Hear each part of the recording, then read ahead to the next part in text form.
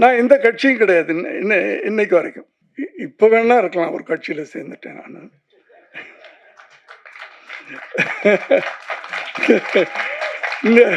என் சினிமாக்களும் அப்படித்தான், என்னுடைய சுய வாழ்க்கையும் அப்படித்தான். நீங்கள் கொண்டாந்து மாட்டி விட்டீங்க. ஓகே, எல்லாருக்கும் வணக்கம். இந்த மேடை எனக்கு ரொம்ப ஸ்பெஷல் மேடைன்னு சொல்லலாம். இன்னும் சொல்ல போனா பிளஸ்டு ஸ்டேஜ், ஆசீர்வதிக்கப்பட்ட மேடை அப்படின்னு சொல்லலாம். ஏன்னா நான் உட்கார்ந்துருந்தது கத்தோலிக்க திருச்சபையின் தலைமையிடம் ரோம். அங்கிருந்து நான் 2 தரம் போயிருக்கிறேன். அங்கிருந்து இந்த விழாவுக்கு வந்திருக்கின்ற குருவின் பக்கத்தில் நான் உட்கார்ந்துருந்தேன். இந்த பக்கம் சினிமாவுடைய சரித்திரம், லெனின் சார். இங்க 2 பேருக்கு மத்தியில் நான் உட்கார்ந்துருக்கிறேன்.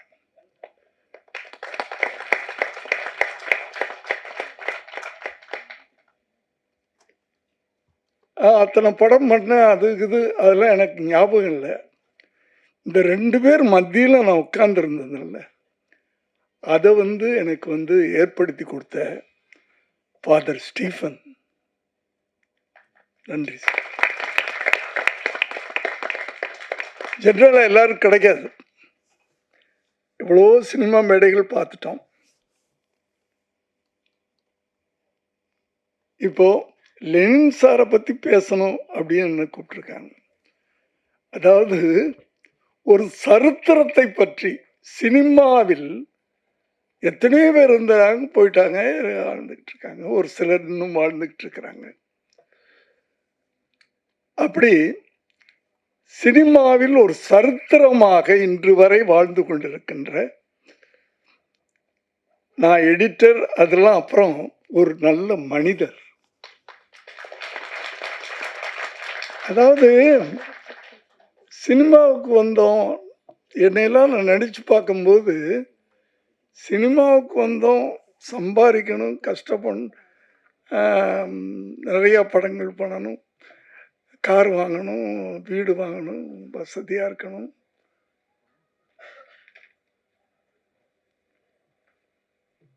அசிங்கமாக இருக்கு அதை நினைக்கும் போது.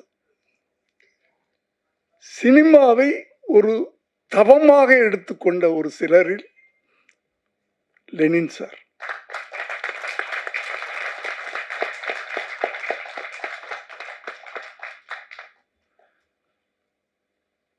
எந்த காலகட்டத்திலையும் அவர் தன்னுடைய அந்த நிலைப்பாட்டை மாத்திக்கிட்டல. அவர் நடிச்சிருந்தா எத்தனையோ படங்கள் பண்ணியிருக்கலாம்.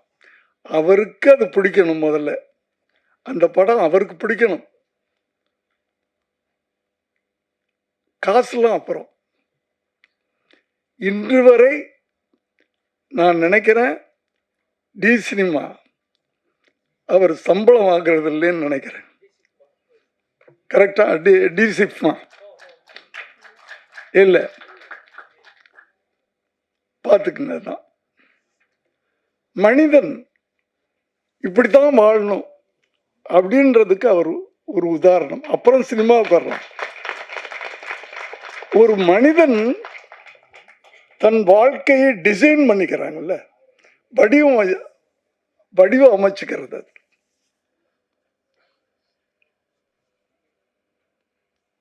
அப்படியாப்பட்ட ஒரு நல்ல மனிதரை பற்றி பெருமையான விஷயம், பெருமைப்படுறேன். அதுக்கு பிறகுதான் அவர் ஒரு எடிட்டரா பார்க்கிறேன். நான் அந்த மனிதன் ஒரு எடிட்டர். எந்த காலம் பார்த்தீங்கன்னு நினைக்கிறேன், அந்த மூவியாலான்னு சொல்லுவாங்க, அந்த தூண்டு ஸ்கிரீன்ல பார்ப்போம். அந்த மூவியால அவர் லைஃப் ஆரம்பிச்சிருக்குது எடிட்டரா. அதுக்கப்புறம் பல பரிமாணங்கள் வந்துருச்சு. அத்தனையும் அவர் அடாப்ட் ஆகிட்டார். அதான் அந்த எடிட்டிங் ஸ்டைல் மாற மாற மாற, டெக்னாலஜி மாற மாற மாற தன்னையும் அவர் மாற்றிக்கிட்டு இன்று வரை எத்தனை பேரை உருவாக்கிட்டு இருக்காரு அப்படின்னு நினைக்கும்போது ஒரு குருவாக நீங்கள்லாம் பெருமைப்படணும். அதாவது டி சிஃப்மா அதை பற்றி சொல்லணும்னா இப்போ நிறையா நான் வந்து இப்போ பர்டிகுலராக எதையும் சொல்ல, நிறையா வந்து ஃபிலிம் இன்ஸ்டியூட் நிறைய வந்துடுச்சு. ஆனால் ஸ்டீஃபன் சார் பண்ணிக்கிட்டு இருக்கிறது வந்து நான் அவர்கிட்ட கொஞ்ச நாள் தான் நான் பழகியிருக்கேன், ஒரு வருஷம் பழகியிருக்கேன்னு நினைக்கிறேன். அந்த ஒரு வருஷ காலத்தில் அவர் இதை ஒரு வியாபாரமாக அந்த நோக்கத்தில் அந்த டிசிமாவை அவர் நடத்தலை. முதல்ல ஒரு சர்வீஸாக எடுத்துக்கிட்டார். அந்த சர்வீஸுக்கு ஒரு நல்ல மனிதன் பில்லராக இருக்கார் லெனின் சார். அதனால மறுபடியும் நான் சொல்லிக்கிறது பெருமையாக இருக்கிறது. அப்படியாப்பட்ட இந்த விழாவில் நான் கலந்துக்கிட்டது ரொம்ப நல்ல விஷயம். அடுத்தது இங்கு இன்று இந்த 3வது பட்டமளிப்பு விழா, அதில் இன்னைக்கு அந்த பட்டம் வாங்கிய அத்தனை பேருக்கும் என்னுடைய வாழ்த்துக்கள். ஒரு நல்ல கலைஞர்களை நீங்க உருவாக்குறீங்க சார், உங்களுக்கு நன்றி. ஏன்னா ஒரு பானை சோத்துக்கு ஒரு பாதம் ஒரு சோறு தான் அப்படின்னு அந்த காலத்துல இருந்து சொல்லிக்கிட்டு இருப்போம். 3 ஷார்ட் ஃபிலிம் பார்த்தோம். 3 விதமான. ஆனால் இதில் எனக்கு ஒரு ஆச்சரியமான விஷயம், சினிமா ஆரம்பித்தது வந்து ஊமை படம்னு சொல்லுவாங்க, டைலாக்கே இருக்காது அப்படின்னு சொல்லுவாங்க. அந்த காலகட்டம்லாம் நமக்கு எந்த வருஷம்னு தெரியல, நமக்கு தெரியாது.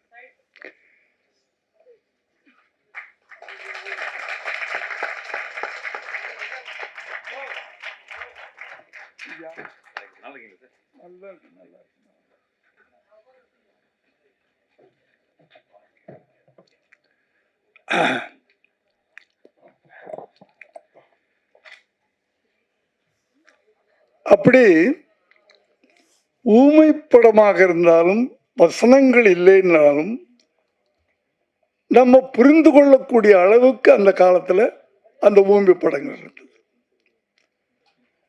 நம்ம காட்சிகளை பார்த்தே புரிஞ்சுக்கலாம். அது மாதிரி நானே பிரமிச்சு போய் பார்த்துக்கிட்டு இருக்கேன். இப்போ 2வது ஷார்ட் ஃபிலிம் நினைக்கிறேன். எல்லாம் 3 நல்லா இருந்துச்சு. ஆனால் இப்போ இளைஞர்கள் வித்தியாசமாக நினைக்கிறாங்கல்ல, திங்க் பண்ணுறாங்கல்ல. நான் மற்றவங்கள இருந்து வேறுபட்டு இருக்கணும். என் படம் மற்றவங்கள இருந்து வித்தியாசப்பட்டிருக்கணும். அந்த 2வது என்ன உணர்வுபூர்வமான ஒரு அந்த அந்த ஷார்ட் ஃபிலிம் குறும்படம் நமக்குள்ள ஒரு பெரிய பாதிப்பை ஏற்படுத்தின அவருக்கு ஸ்பெஷலாக என்னுடைய வாழ்த்துக்கள். மற்றவங்களெல்லாம் நான் வாழ்த்துறேன். ஆனால் ஒரு ஒரு ஒரு வித்தியாசமான ஒன்றை பார்க்குறோம். ஃபீல் இப்போ ஜென்ரலாகவே வந்து இப்போ படங்களில் என்ன மிஸ் ஆகுது அப்படின்னு சொன்னால் உணர்வு, ஃபீலிங்ஸ். மற்ற பிரம்மாண்டமாக எடுக்கிறாங்க, அவங்களையெல்லாம் குறை சொல்ல புதுசாக திங்க் பண்ணுறாங்க. ஆனால் அந்த ஒரு படம் பார்க்கும்போது ஒரு நூல் இழை ஆரம்பத்திலேருந்து கடைசி வரைக்கும் ஒன்று ஓடிக்கிட்டு இருக்கும். அதுதான் ஃபீல்ன்றது.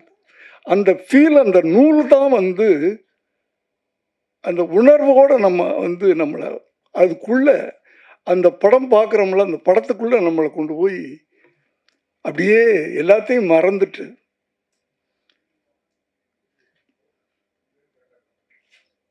அது அடுத்தது அதில் இது ஒரு இடத்துல நான் அந்த ஷார்ட் ஃபிலிம் பிறகு டி சிஃப்மாவை பற்றி போடும்போது போட்டிருந்தாங்க. ஒரு கலைஞனுக்கு அவன் டைரக்டராக இருக்கட்டும், எடிட்டராக இருக்கட்டும், சினிமாட்டோகிராஃபர் ஒளிப்பதிவாளராக இருக்கட்டும், எழுத்தாளனாக இருக்கட்டும்,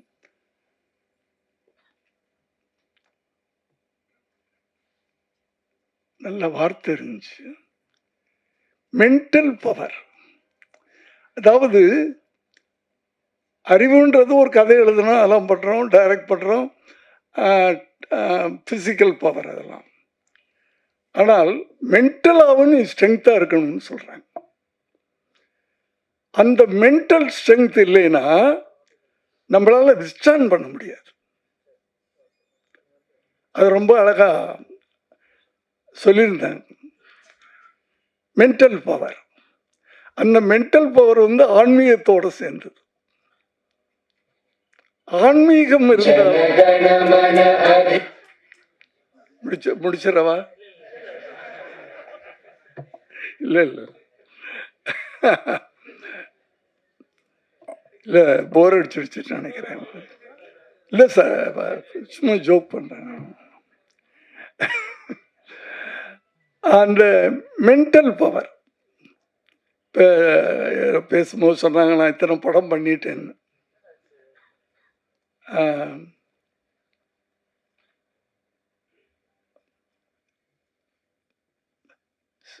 91 சட்டம் ஒரு 81 சட்டம் ஒரு ரிலீஸ் ஆகுது. உழைச்சிக்கிட்டே இருக்கேன், படம் பண்ணிக்கிட்டே இருக்கிறேன். 90 ஒரு சின்ன கேப் விழுந்துச்சு. அத்தனை மொழிகள்லையும் படம் பண்ணிக்கிட்டு இருக்கிறேன். சரி, நான் எத்தனை படம் பண்ணேன்னு கணக்கு இல்லாமல், பட் அந்த 9 வருஷம் கழித்து 90 உட்காந்து என்னென்ன அப்போ தான் பார்க்குறேன் என்னென்ன படம் பண்ணேன்னு. 52 படம் முடிச்சிருக்கிறேன் 9 வருஷத்தில். இது என்னுடைய பிசிக்கல் ஸ்ட்ரென்த்னால கிடையாது, அதுக்கு சொல்ல வரேன் நான். பிசிக்கல் ஸ்ட்ரென்த்னால 50 படம்னா வருஷத்துக்கு ஏறக்குறைய 5.5 படம் 6 படம். அப்போ 2 மாதத்துக்கு ஒரு படம். 2 மாதத்தில் ஒரு கதையை திங்க் பண்ணி, அது ஸ்க்ரீன் ப்ளே பண்ணி, டைலாக் எழுதி, ஷூட்டிங் போய், போஸ்ட் ப்ரொடக்ஷன் பண்ணி ரிலீஸ் பண்ணணும். எப்படி பண்ண? அதுதான் மென்டல் ஸ்ட்ரென்த். அதுதான் சொன்னாங்க அவங்க. பிசிக்கல் ஸ்ட்ரென்த் மட்டும் பத்தாது, மென்டல் ஸ்ட்ரென்த். ஏன் தமிழை தவிர எனக்கு எதுவுமே தெரியாது, இங்கிலீஷ் கூட சரியா தெரியாது. ஃபர்ஸ்ட் தெலுங்கு போறேன், ஒரு வார்த்தை தெரியாது. பெரிய ஸ்டார் சிரஞ்சீவியோட படம் பண்றேன். அசோசியேட்னு ஒருத்தரை வச்சுக்கிட்டேன், டைலாக் எனக்கு தெரியாது. ஃபர்ஸ்ட் ஷெட்யூல் அவரை டிபெண்ட் பண்றேன். ஒரு நாள் திடீர்னு கட்டுன்னு அவர் சொன்னார், அசோசியேட் டைரக்டர் கட்டுனார். எனக்கு ஒரு மாதிரி இருந்துச்சு, நான் டைரக்டர், ஸ்டார்ட் கட்டு நான் சொல்லணும். அவர் கட்டுனார், கூப்பிட்டு மெதுவா எதுக்கு கட்டு சொல்ல சார், டைலாக் தப்பா இருக்கு. நான் சிரஞ்சீவி சார்கிட்ட போய், சார் எனக்கு 2 மாதம் டைம் கொடுங்க கேப் அப்படின்னு கேட்டேன். அவங்க சான்ஸ் கொடுத்துருக்காங்க, முதல் படம், அவர் கால் ஷீட் கொடுத்துருக்காரு. அவர்கிட்ட போய் அன்னைக்கு ஷூட்டிங் முடிஞ்ச உடனே அந்த ஷெட்யூல், முதல்ல ஒரு 9 நாள் ஷெட்யூல் ஞாபகம் இருக்கு, எனக்கு 2 மாதம் என்னை விட்டுருங்க அப்படின்னு சொன்னேன். எதுக்கு சார், எதுக்கு சார்? இல்லை சார், தயவு பண்ணி எனக்கு 2 மாதம் டைம் கொடுங்க, இல்லைன்னா நான் விட்டுறேன் சார், நான் படம் பண்ணல அப்படின்னு. ஒரு டைரக்டர் செட்டில் இருக்கும்போது ஒரு அசோசியேட் டைரக்டர் கட் சொல்றான் அப்படின்றது என்னால் தாங்க முடியல. நான் எதுக்கு டைரக்டரா இருக்கணும் சார்? 2 மாதம் கழிச்சு தெலுங்குல பேசிட்டு நான் போறேன்.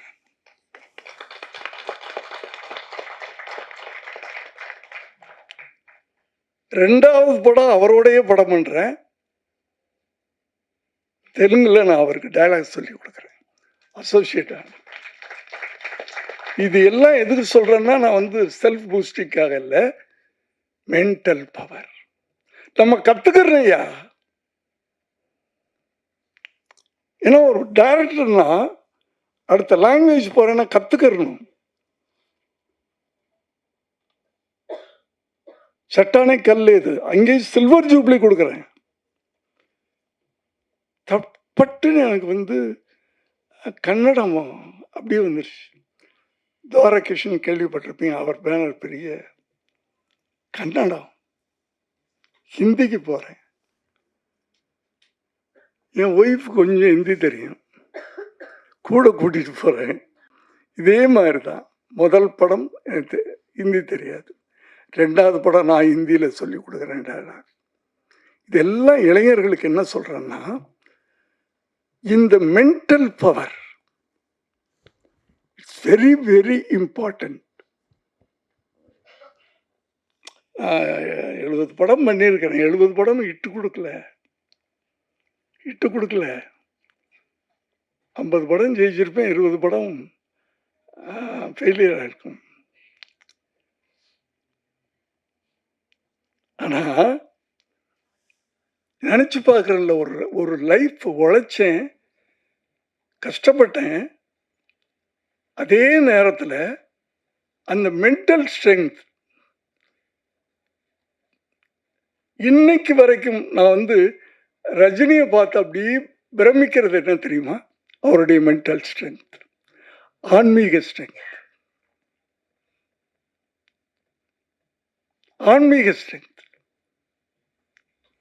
இதை இளைஞர்கள் நீங்க வளர்த்துக்கிட்டீங்கன்னா, ஏன்னா ஏதோ ஒரு நல்ல விஷயம் சொல்லணும், மேடை கிடைச்சா அதை வந்து நான் யூஸ் பண்ணிக்கணும்னு நினைப்பேன்.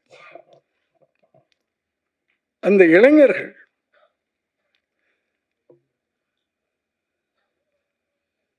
லெனின் சார்ட் அது இருக்குது. அந்த அந்த அந்த அந்த ஆன்மீகம்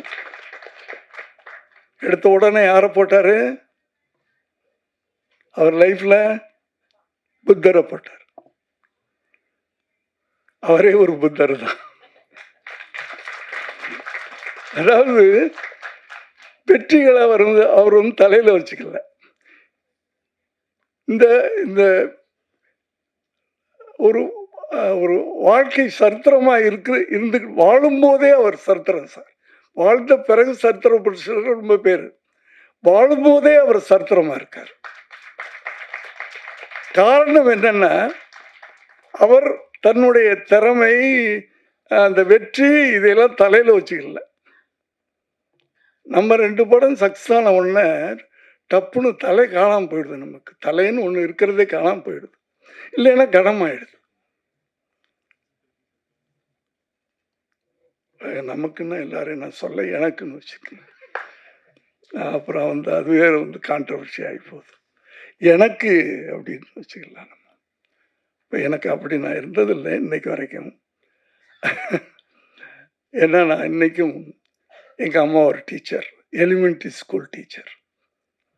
இப்படி ஒரு லைஃப் நமக்கு கிடைச்சிருக்கு. சினிமா எப்படியாப்பட்டது?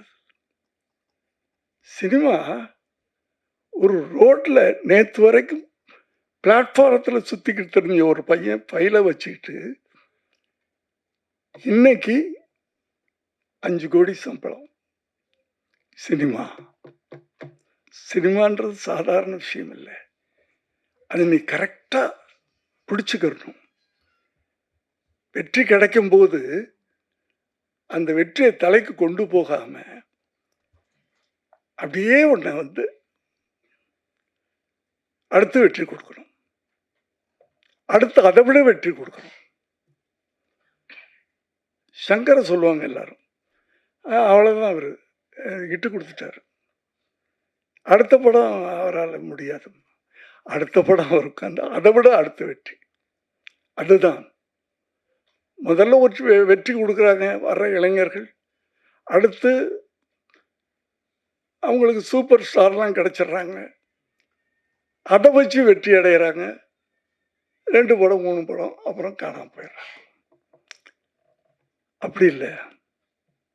அதுக்கு தான் வேணும்னு சொல்கிறேன். உங்களை நீங்கள் மென்டல் ஸ்ட்ரென்த் பண்ணிக்கிங்க. தயவு பண்ணி இந்த இளைஞர்கள்லாம் இங்கே, அதாவது ஒரு நல்ல ஆன்மீக சூழ்நிலை, ஒரு குருமார்கள் நடத்துகின்ற ஒரு இன்ஸ்டியூட்டில் நீங்கள் படிக்கிறீங்க. அதனால் வெறும் நம்ம பட்டம் வாங்கணும் அப்படின்னு இல்லாமல், அந்த நான் சொல்கிறது, I am not talking about religion. அதை இன்னைக்கு அதை நான் குளோரிஃபை பண்ணுறணும்னு அப்படி எது பேசினாலும் பயமாக இருக்கு. ஆனால் நம்ம பேசிதான் மனசில் இருக்கிறது. நான் ஆன்மீகம் தான் சொல்கிறேன். ஆன்மீக பவர். எந்த மதத்தையும் நான் சொல்லலை. அந்த ஆன்மீகம்ன்றது மதங்களை எல்லாம் கடந்தது. அதுக்கு ஜாதி தெரியாது, மதம் தெரியாது, இனம் தெரியாது.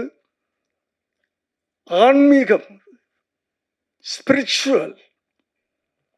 அதனால நான் தப்பா எடுத்துக்காதீங்க யாரும். மதங்களை எல்லாம் கடந்தது. ஆன்மீகம் கடவுளை கடந்தது. இன்னும் சொல்லப்போனா பெரியார நான் சொல்லுவேன், கடவுளை இல்லைன்னு சொல்றது ஆன்மீகம் கூட சொல்லலாம். ஏன்னா நல்ல உணர்வுதான் இறைவன், நல்ல மனசுதான் இறைவன், நல்லது நம்ம செஞ்சோம்னா நம்ம இறைவன். அப்படித்தான் நான் நினைச்சுக்கிறேன். பெரியாரை படிக்கும் போதே எனக்கு என்ன பிடிக்கும் இதனால்தான். அதனால்தான் என்னுடைய படங்களும் அந்த பாதிப்பில். இன்னொரு இடமும் பார்த்தேன் நான், சினிமா வெறும் என்டர்டெயின்மெண்ட்டாக எடுத்துக்காதீங்க. வளர்கின்ற இளம் தலைமுறையை நான் கேட்டுக்கிறேன். இங்கேருந்து உருவாகி போறீங்க நீங்கள். அது வெறும் என்டர்டெயின்மெண்ட்டாக மட்டும் இருக்கக்கூடாது. உன்னால் இந்த சமுதாயத்துக்கு ஏதாவது ஒன்று சொல்லுப்பா.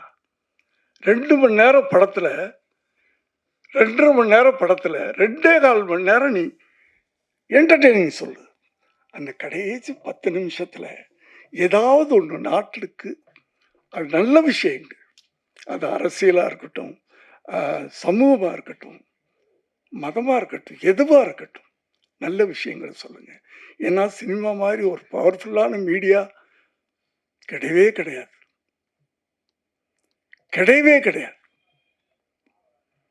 எப்படி பவர்ஃபுல்லான ஒரு உதாரணத்துக்கு ஒன்று சொல்கிறது, இந்த ஜெனரேஷனுக்கு தெரியாது. நமக்குள்ள ஒரு சோஷியல் கான்சியஸ், சமூக அக்கறை. நான் எந்த கட்சியும் கிடையாது இன்னைக்கு வரைக்கும். இப்போ வேணா இருக்கலாம், ஒரு கட்சியில் சேர்ந்துட்டேன் நான்.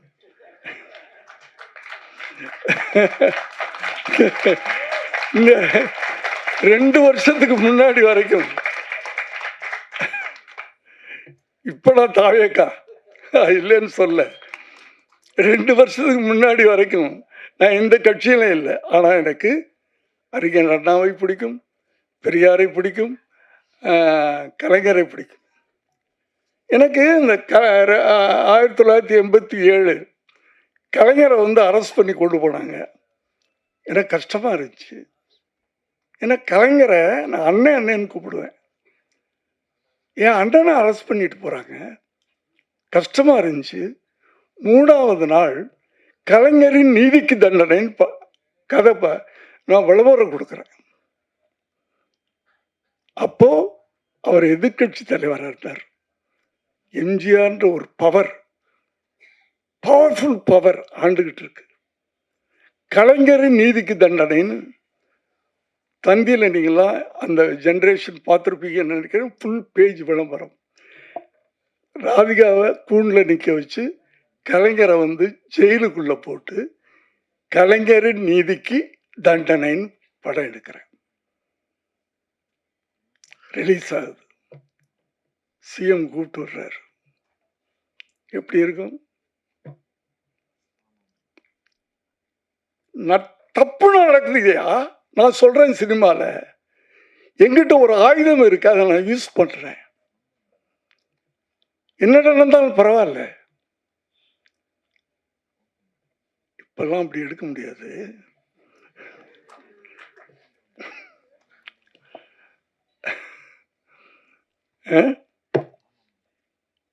எடுத்தோம்னா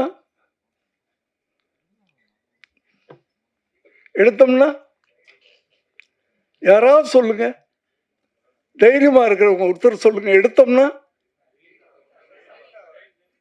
ரிலீஸ் ஆகாதா? நீயே ரிலீஸ் ஆக மாட்ட. எங்கயா இருக்கீங்க? படம் ரிலீஸ் ஆகாதுன்னு சொல்றீங்க. எங்கவா? ஓகே, அதுதான் நான் மைக்க பிடிக்கிறது இல்லை சார். நான் விழாக்களுக்கே போறதில்லை சார். இப்போ இன்டர்வியூ கொடுக்கறதில்ல. ஏன்னா எனக்கு இங்கே என்ன நினைக்கிறனோ அது அது பாட்டுக்கு வந்துக்கிட்டே இருக்கும். அப்படியே நான் என் சினிமாக்களும் அப்படித்தான், என்னுடைய சுய வாழ்க்கையும் அப்படித்தான். நீங்கள் கொண்டாந்து மாட்டி விட்டீங்க. ஓகே,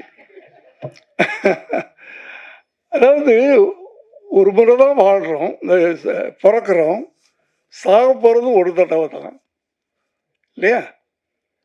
இதுக்கிடையில நம்ம அப்படி வாழ்ந்துட்டு போயிடலாமே. எதுக்கு தினம் தினம் பயந்துட்டு வாழணும்? எதுக்கு தினம் தினம் பயந்துட்டு வாழணும்? ஒரு தடவை தானப்பா சாக போறோம். என் பிளட்டு தான் இப்போ.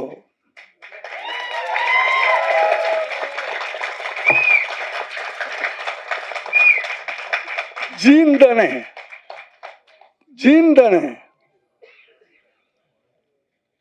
எங்கெங்கயோ போயிட்டேன், எங்கெங்க வந்துட்டேன். சாரி. லெனின் சார், ஜீன்னு சொன்னோன்னே லெனின் சார். பீம்சிங்கை பற்றி இந்த ஜென்ரேஷனுக்கு தெரியாது. நான் படங்கள்லாம் பார்த்துருக்கேன். ஒவ்வொரு படத்துலையும் அந்த குடும்ப உறவுகள் இப்போ குடும்பமே கிடையாது. புருஷன் பொண்டாட்டி, பிள்ளை கூட அந்த 18-20 வயசு வரைக்கும் சம்பாதிக்க ஆரம்பிச்சிட்டான்னா அவ்வளோதான். இதுதான் குடும்பம்னு ஆகிப்போச்சு. அப்போ எப்படின்னா குடும்பம் எப்படின்னா, அப்போல்லாம் அப்பா அம்மா தாத்தா பாட்டி மாமே மச்சான் அக்கா, அந்த உறவுகளில் என்ன போச்சு அண்ணே? நீங்க சிரிக்க வச்சுக்கிட்டே இருப்பீங்க. படங்கள் அப்போல்லாம் ஒரு என்னதான் அதில் என்டர்டெயின்மெண்ட் அதுக்கு இது இருந்தாலும் அது ஒரு பாடமாக இருந்துச்சு. இப்போ வரும் படங்களாக. ஸோ இளைஞர்களை கேட்டுக்கிறேன், எடிட்டர்ஸ் வர்றவங்க, நானும் ஒரு லெனின் சார் மாதிரி எதிர்காலத்தில் வரணும் அப்படின்னு நினச்சிங்க. ஒவ்வொரு கலைஞனும் அப்படி வரணும்.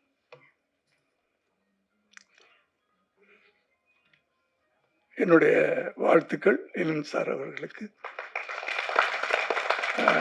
இங்கே சார் நான் ஏதாவது டைவர்ட் ஆகியிருந்தால் அது என்னுடைய இயற்கையான குணம். இந்த வாய்ப்பை கொடுத்த டிசி அவர்களுக்கு என்னுடைய நன்றியை தெரிவித்து விடைபெறுகிறேன். நன்றி, வணக்கம்.